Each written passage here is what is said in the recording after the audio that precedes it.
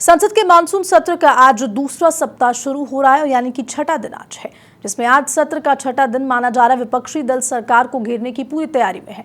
उनके पास दिल्ली में छात्रों पर बल प्रयोग जैसे ज्वलंत मुद्दे के अलावा अयोध्या में राम मंदिर चढ़ावा चोरी जैसे मामले भी शामिल हैं। धर्मेंद्र प्रधान के इस्तीफे और छात्र आंदोलन खत्म होने के 2 दिन बाद आज संसद में पेपर लीक की रोकथाम से जुड़ा बिल भी पेश किया जाएगा।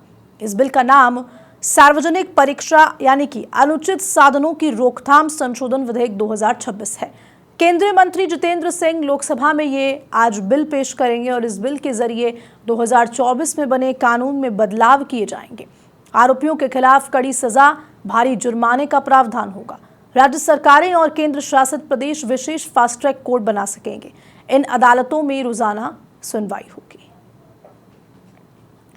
तो संसद का मॉनसून सत्र जारी है, दूसरा सप्ताह आज से शुरू हो रहा है, यानी कि छठा दिन आज है।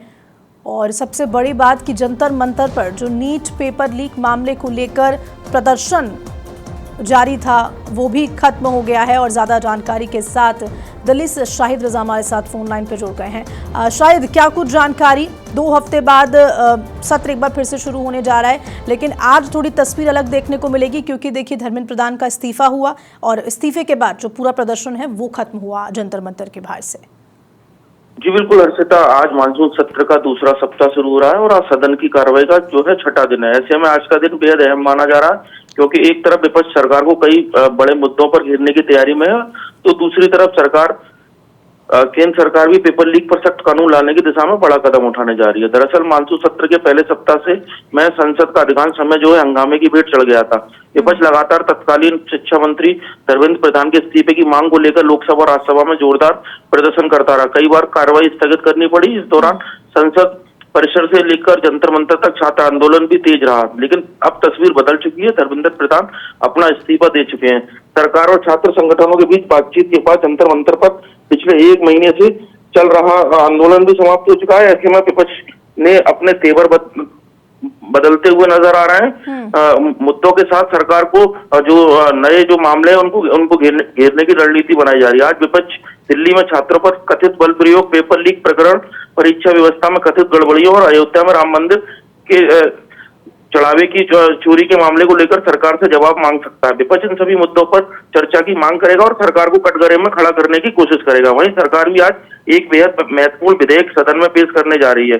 केंद्रीय मंत्री जितेंद्र सिंह लोकसभा में सार्वजनिक परीक्षा जो संशोधन विधेयक 2026 बिल है उसको पेश करेंगे और यह विधेयक जो है वर्ष 2024 में बनाए गए कानून में संशोधन के लिए लाया जा रहा है। सरकार का दावा है कि इस उद्देश्य से जो पेपर लीक, परीक्षा माफी और संगठित नकल गिरोह पर पूरी तरह शिकंजा जो है कसना तय है।